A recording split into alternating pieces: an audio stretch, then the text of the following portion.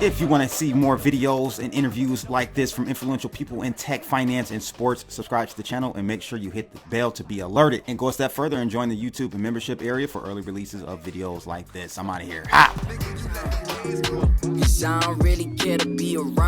Okay, it's your boy Crypto Blood, and welcome to another Kicking It session. Today I've got Hashoshi. What's going on, brother? Reached out to me, and I've been, I'm familiar. I'm sure everyone knows who this guy is. I personally, know you from the Brave browser video. That's where I know you from. But tell us a little bit about yourself, man, and how long have you been in the game? And you've doing a lot of great work out there, kind of educating people on crypto and tech. So just kind of give us your background. Yeah, absolutely. Thanks for having me on the show, first of all. My background is one of a technical nature. My full-time job is as a dApp developer. I work on a lot of Ethereum-based dApps, but plenty of other protocols as well. And so that's where my passion for teaching about the tech came from. But my story in this space really started as a result of the fact that I had no idea what I wanted to do with my life. And so I was sitting in class one day. This was like winter 2008 or 2009. And I'm on StumbleUpon in class, and the Bitcoin whitepaper shows up, and I read through it. And the first time I read through it, it's dense. I didn't really fully grasp what it was, but I was interested in it enough to try it again. So I printed it out and I started annotating. And as I dug deeper and deeper into it, I realized this is a great excuse for me to not pick one thing to be interested in, because it's got tech, it's got psychology, it's got economics and monetary policy in it. Exactly. And from there, the rest was history. I just kept up with what was going on in the space, and then Ethereum came in, and I never looked back. All right, so you're an Ethereum guy. We got to talk about that, because I have my worries, my concerns, my critiques of Ethereum, and I would love to hear your thoughts on it. So you're more of and you guys go check him out on YouTube. He's got a website, Hashoshi.crypto, and he's on Instagram as well, Twitter. Just type that in. But my question to you would be, what year was that you found the white paper and kind of delved down? It was somewhere in the window of 2008, 2009. So I think really before there was much activity in the Bitcoin space and people using it, but the paper was out. Gotcha.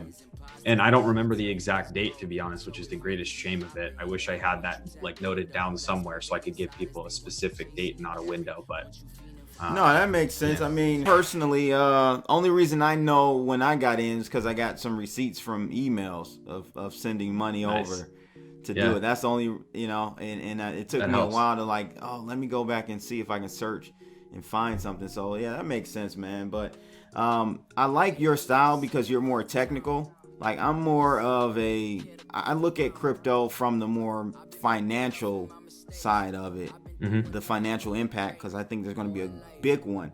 Yeah. But the more important one maybe is the technical side of things.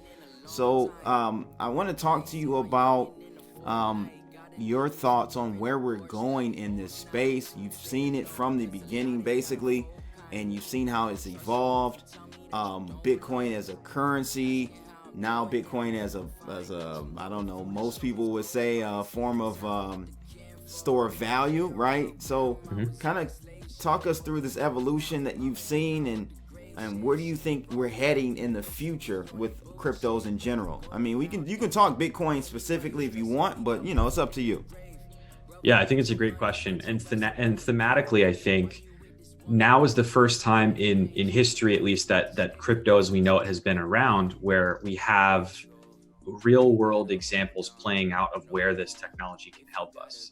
Because if you think back, the 2008 financial crisis may have spurred the creation of Bitcoin or the release of Bitcoin. We don't know exactly how that played out, but the effects afterwards sort of started to disintegrate from that 2008 crisis as Bitcoin started to gain exposure. So this is the first time where people know what Bitcoin is and know what crypto is, where we're having this global financial, I guess, crisis, you can call it, again, as a result of this whole, pandemic craziness. And so I think now people are starting to understand, okay, what is monetary policy? What is central banking? why do we need, more decentralized technologies? Why do we need to rethink the way that just our core internet infrastructure is set up? And these are all use cases that, blockchain technology and its variants are trying to push towards, revolutionizing. So I think now it's an interesting time to be here and to be in the space and to see in real time these protocols starting to come to fruition that were just an idea 3 to 5 years ago. I mean, these things take a lot of time to build properly. Yeah, no doubt.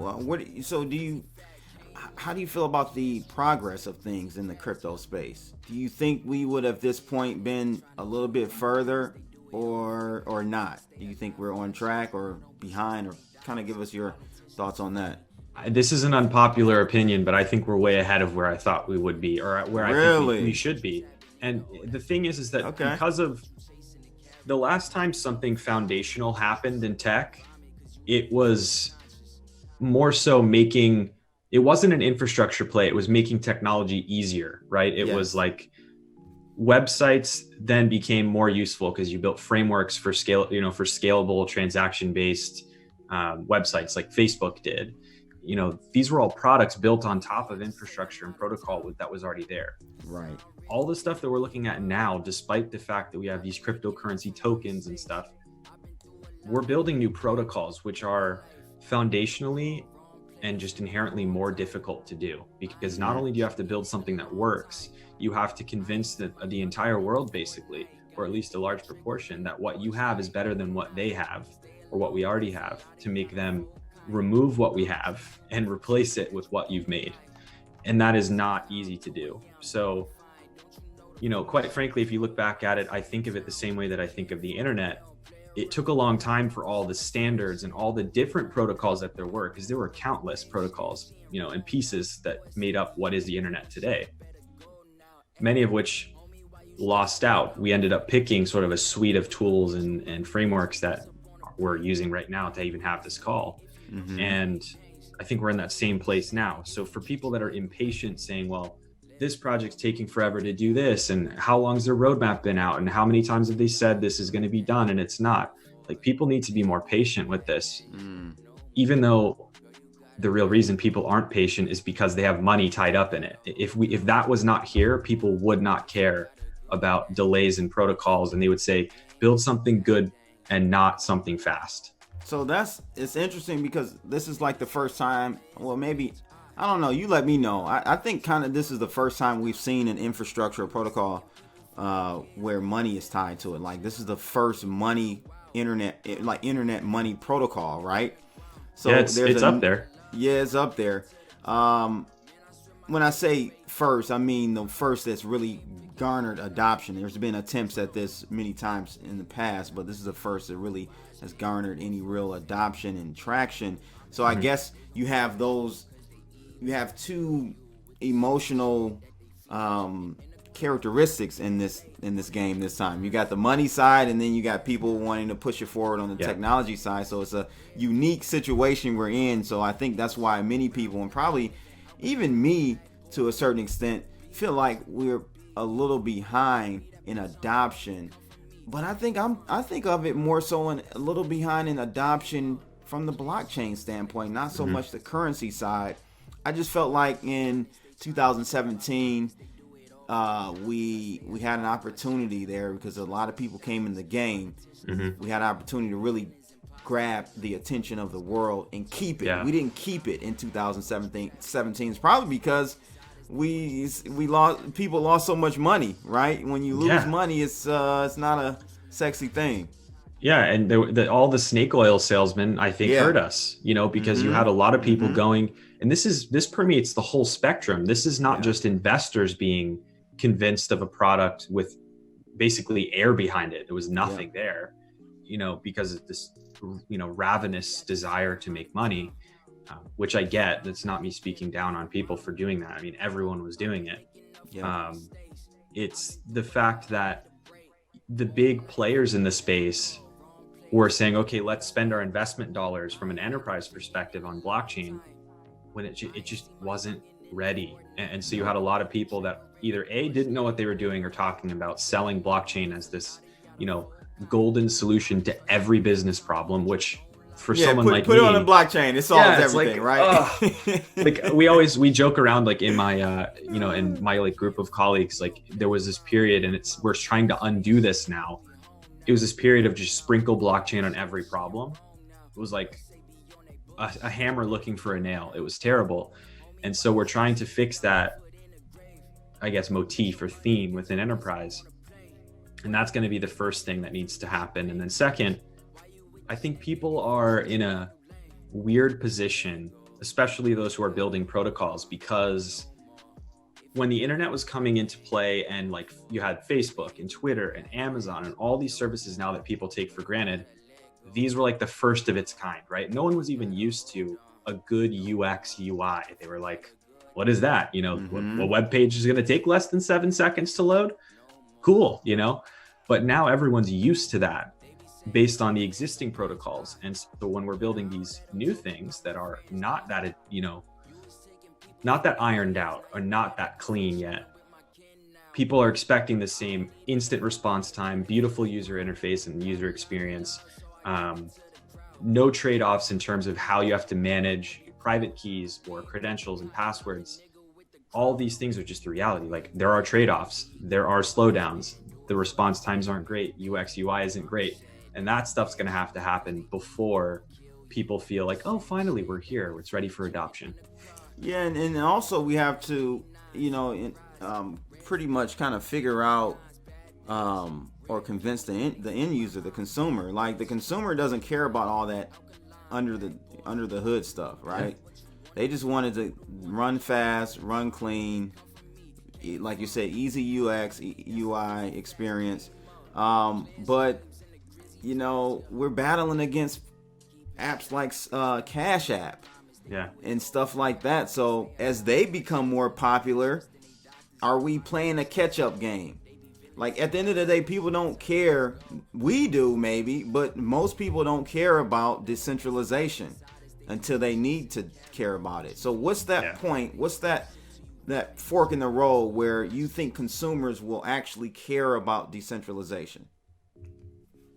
I think as soon as the communities that are the loudest in this space stop pretending like decentralization is again the answer to every problem, because it isn't. Right, and I get a lot of hate for this, but I say it on every possible chance.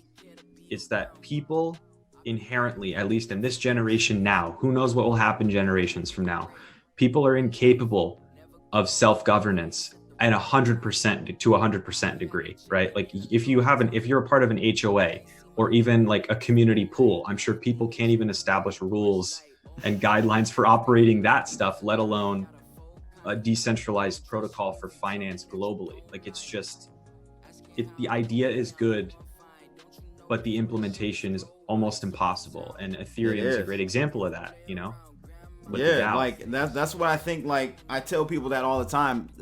Decentralization is a scale. It's a gradient. It's not a binary thing like, oh, we're decentralized or we're centralized. It's the solution I see being the one that really succeeds in the future for us is one that is a gradient somewhere. It's a perfect somewhere on that scale. There's a point where it's going to work for the majority of the people, and if not, you'll have other chains that work specifically for those types of applications. But do you think Ethereum is that blockchain? I mean, I know it's early, man, but what are your thoughts about Ethereum? And it's because I've been watching Ethereum, grow, mature, go through its ups and downs like all technology stacks do. But do you think that they're going to make that leap across to 2.0 without a hitch, and in really more so in a timely fashion?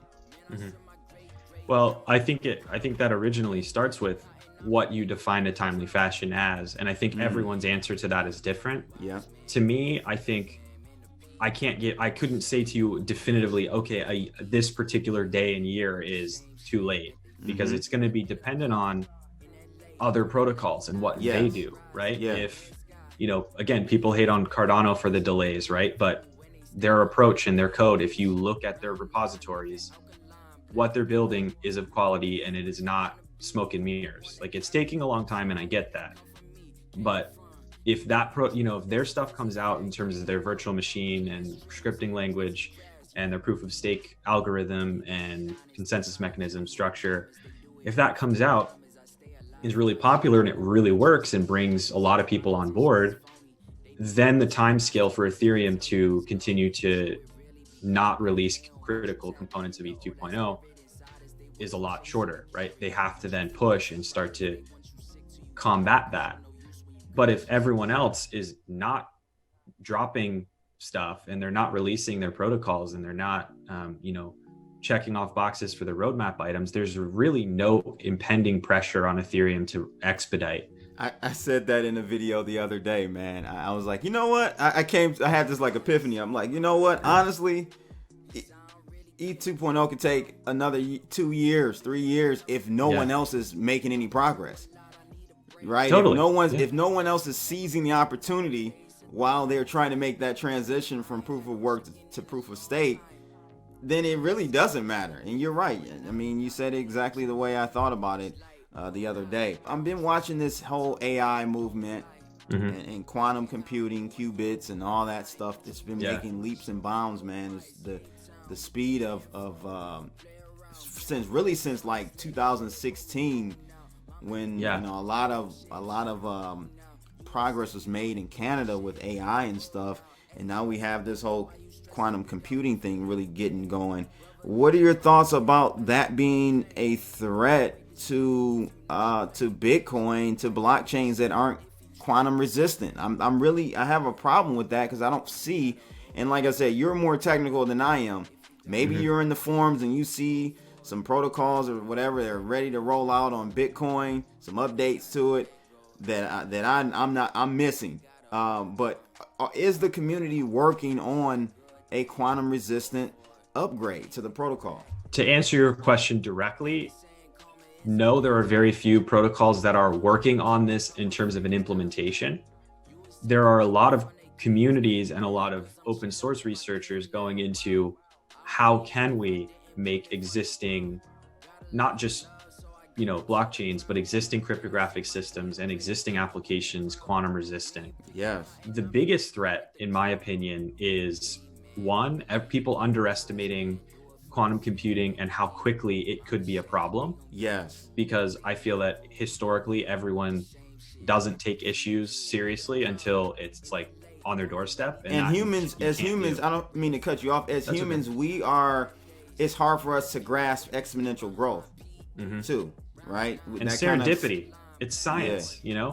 We're one crazy event, where a eureka moment from us being at 15 years to a 0 day like serious issue, to 2 years, right? And then we're scrambling to figure out what to do about it. It's better to start now and start modeling now to figure out how we can be ready when that does happen. Yeah. Sorry, I didn't mean to cut you off on your other points. That's though, okay. If you remember them. Yeah. No, my second point was that there are ways that you can go after this issue with existing technology that we have, right? The real challenge is that with these blockchain protocols, one of the big constraints is what the client, like a user's device, like what can it handle in terms of how big the keys are and how much, how large of a hash value you're looking at. I didn't think about the hardware and all that, right? So one easy solution is just double key size, right? Make your keys bigger, double the bit depth of all of your hashes. But then you have the issue of having user devices and clients verifying all this information and processing it. That's not easy either. And so you have to balance the security of your protocol versus usability. And that was one of the things that made Bitcoin possible, is our hardware was finally capable of doing all of this stuff like in a snap. Right. Yeah, man, I don't know. I'm just I'm a little concerned about that aspect. And like you said, it's not just Bitcoin and the blockchains. It's SHA-256 and 512, and how are they going to upgrade to? I mean, there are quantum hashes or encryptions out there, but I'm saying how do you implement it in a real world manner? That's the key, like you said. You know, it's gonna be interesting to see what happens. So we'll see. Maybe it won't be Y2K, but some type of quantum event that we have to deal with here. The quantum soon. day of reckoning. Exactly. I don't know. Exactly.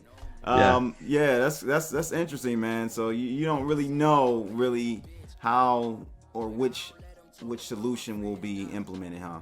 Yeah, I mean, I think one thing that I think is interesting is hash-based signatures. I think that is a promising study. It's not as simple as just brute force making your keys bigger. And I mean, there's so much theory that you can go into when it comes to quantum and quantum resistance.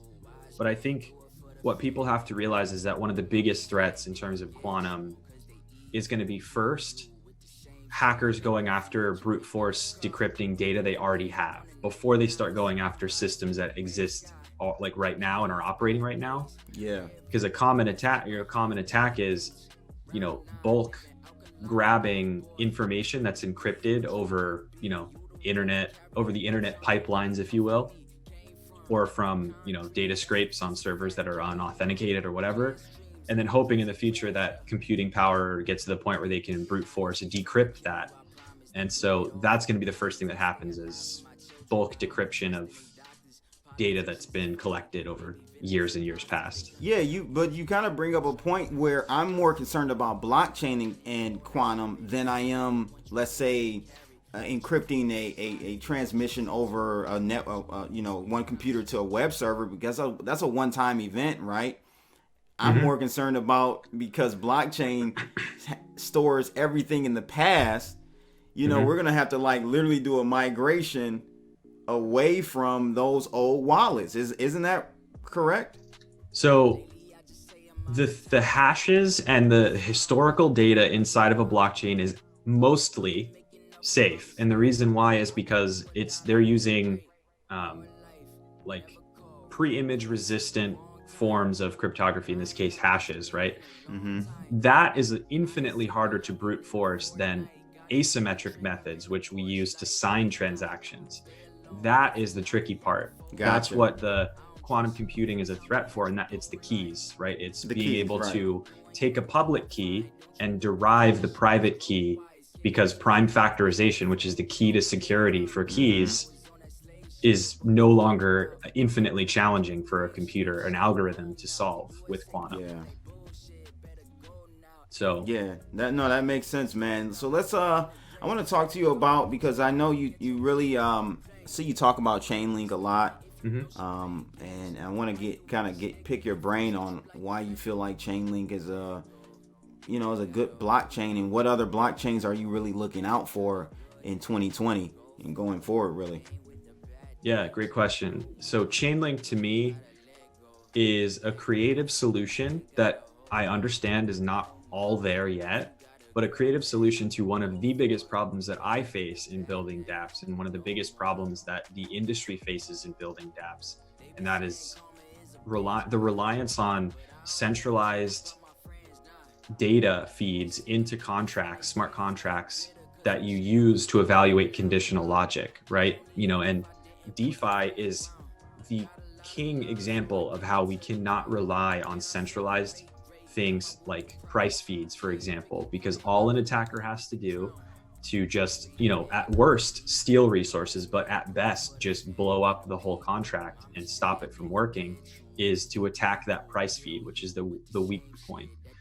But Chainlink provides an off-chain accessible way to do aggregated data feeds that are more resistant to those types of manipulation attacks.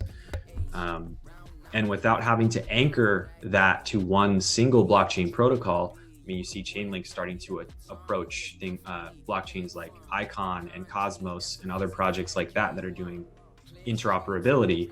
And that is so deliberate. It's so that they can bridge from what they have on Ethereum now over to basically any chain that will work with these interoperability protocols. And I think that strategy is fantastic. So Chainlink to me is like a tooling play. Like it's a peripheral service that will be essential for whatever protocol lasts into the future. But it's not the only Oracle service. I mean, there are other ones out there. I know Teller is one people like. So I think we need to fall short of saying Chainlink is the solution and no one else can play anymore, because I hate that. I hate that aspect of the crypto community. I mean, it's just like that tribalism. I don't know where it comes from either. Maybe it's just the maturity of, or lack thereof, of this community, because we're still early, even though it's 10 plus years. But what are your thoughts on the tribalism? My coin's better than yours. My chain does 5,000 trillion transactions per second. You know. I mean, that part drives me crazy, because people will often talk to me, it's just par for the course. Talking about a project on YouTube, you will always get someone talking about their favorite project. Sure. And when someone gives me these transaction per second numbers, it's like, I've done performance testing on apps before too. Like, look at the fine print. These are, not like menially loaded transactions, like super small data size transactions, like 1 kilobyte size transactions. They're in a test environment with X number of nodes. Like, it's stacked in the favor of the system to work as fast as possible. And then when you get it into the real world and you have like non-menially loaded transactions, you've got like monstrous, like NFT size contract deployment transactions. Is it still at this scalability level? Right. No, it's not. And so, I think people read the marketing and the projects, what the projects say about their own protocol, and don't ever really verify that stuff. And I'm not saying that, that's like their duty to do, but I think that that's why people get so frustrated and angry with each other, because everyone just sort of tosses the last Medium article in each other's face. And then you add the emotional connection of having a investment, a money, financial stake. Exactly. Then it just gets out of hand. And so that's why people are like, it's not that I think this is, for any real logical reason, this is the protocol to rule them all. It's because financially I need it to be, Right. And that's just the reality of the space that we are in. And I hope that people learn their lesson in 2017, but I don't have high hopes for that. It doesn't seem like they have. It doesn't seem like it. I want to talk to you about, the future of blockchain and what direction you see it going. Is it going to be an enterprise, privatized direction, or do you really see the adoption of public blockchains taking off? Back in, I would say 2018, middle of 18, going into 19, I started to think like, wait a minute, I'm seeing all this adoption, but it's really a lot of corporations either taking, Ethereum, making it their own, doing a hyperledgers or whatever, modifying it up. I think there was another company, EY, Ernst & Young. Yeah. They're doing something, but it's a private version of Ethereum. And I'm like, you know what? Just looking at how corporations work and how they have to answer to their stakeholders, I feel like we're going to go in the direction of a lot of private enterprise rolled out versions of blockchains, which at some point is like, is there even a need to have that? Really, the whole power in blockchain is to leverage something where it can be like somewhat decentralized, right, over various nodes across the globe. So give me your take on which direction you see us going with this. Well, I mean, inevitably, enterprises will continue to adopt blockchain first privately. And we are, I would say, within the next 2 years, we're going to see an uptick in the number of private blockchain implementations that are qualified as production systems, right? Okay. Systems that get used for real. It's not just, we built something, we used it for a pilot, we think it looks cool, we might invest again later and then operationalize it. It's now getting to the point where there's enough here for enterprises to adopt this for a specific business purpose, which is good, right? And then you have smart people like the Ethereum Enterprise Alliance, and then all the folks that are working on the baseline protocol, which are saying, we're going to create a framework and a developer kit and all the tooling you need to take your private implementation that everyone's going to want to have and move your stuff into a pseudo public blockchain, right? To use the public Ethereum mainnet as a middleware, basically. And what would be the benefit of that, though? Well, I think what ultimately they're saying is that if you have a private network, right, and then an adjacent business has a private network, you can agree to a shared secret between those two networks, right? And you can use the Ethereum mainnet as a transaction layer between your two private implementations. That's one example. Mm-hmm. Second of all, it's a way for you to start migrating away from your private, blockchain network, right? And go on to the public network, knowing that you are behind layers of data protection so that your information is not public. Mm-hmm. And I think that is where a lot of the fear comes, is if we move to a public blockchain, what value does it bring us, and are we exposed? And so giving them tools to make that easy and to make them feel secure in doing so, I think will move the needle. But infrastructure is a big part of that too. Not a lot of businesses have processes and infrastructure people to build out what they need to safely interact with the public blockchain. That's just the truth. Yeah, I hear you on that. What blockchain do you feel is the closest to really being that, like you said, a production level enterprise blockchain? I like HBAR and what they're doing. They've partnered with Google and a whole bunch of other enterprise companies. But what other blockchains do you see that are on your radar for that type of implementation? Yeah, I honestly, so lately I've actually gotten to use Quorum, which is a JP Morgan flavor of Ethereum with, I guess, private channels built into it. I think that has some merit. I think there's some cool stuff in there. And I would not have really known about it unless I'd gotten to physically use it myself. I think there's stuff there. I think that, you talked about HBAR and Hedera. I think their technology stack is really cool. And I think that there's a lot there. I think that their governance structure needs a lot of work, because I think that they've now moved to the point where it works, but it only works if you have like the council in control, right? Yeah, that's my concern. That's exactly my concern with HBAR.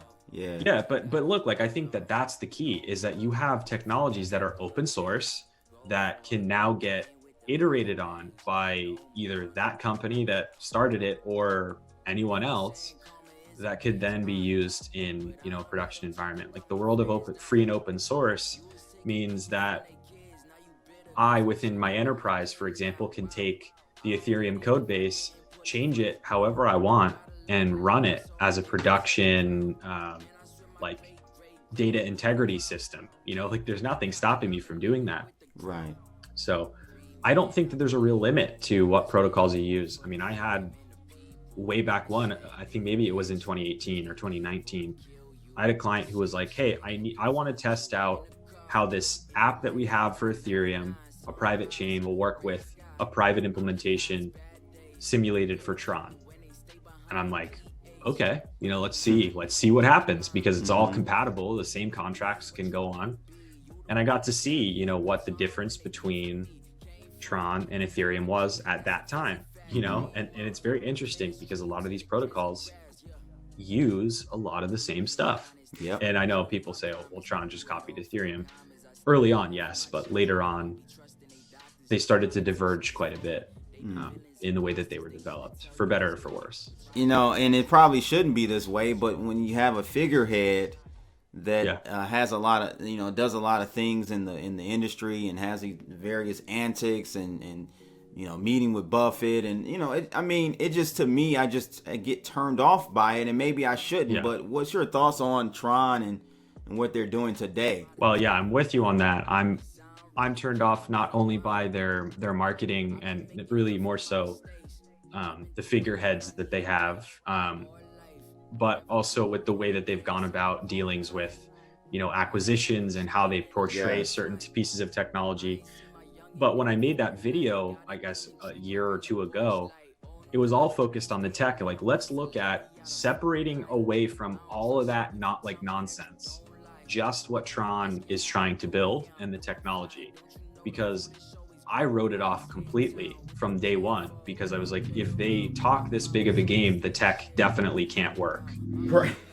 And the reality is, and I don't know if it's changed since then, but when I used it back then, all the developer tools worked, all of the documentation was correct. It was easy for me to get it spun up and started. Consensus quiesced properly. All these things worked fine. And so I said to myself, like, I don't want to own TRX. I don't really agree with the way the project is run, but that doesn't mean the technology is just all bad because of it. And so, I don't like that they've purchased BitTorrent and then tried to twist it into something it's not. I don't love the way that they've gone about like kind of building out their empire. But to be honest with you, if you look at the strategy, they're really gearing their protocol to be the next generation content delivery protocol, basically. That's my opinion of what they're trying to build, because that's what their acquisitions say to me. Right. I think the whole Steam thing was a nightmare and has been so far, but I did like their move with BitTorrent. I'm like, I see what you're trying to do there. I see what vertical you're trying to implement and roll out, or integrate, I should say, into your ecosystem. But like I said, I just feel like that Justin Sun is just going to get in the way of adoption, possibly. I don't know, maybe not. We'll have to see. It's no one could ever predict, man. The weirder stuff has happened.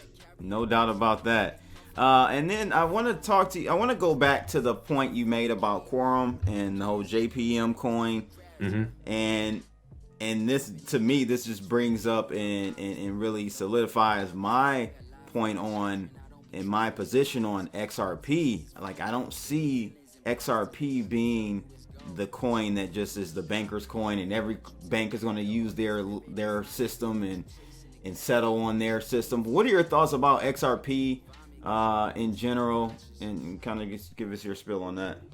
Well, if you want the comments to be just totally vitriolic and nasty, then we can go there. We can go there, bro. I invite it all. Yeah, right on, man. But so here's my take on XRP. I don't see why they need a publicly sold token to do what they want to do with their core product offering, which is settlements, reconciliation, etc., using decentralized tech. I don't think that they actually need the token or the coin. They don't think it either. And I'm with you there. I don't think that they at the time when XRP was launched as an offering, right? In general, that was the idea. But I think since then they've realized this ecosystem is not better with XRP than it would be without it. And so now it's kind of too late to change.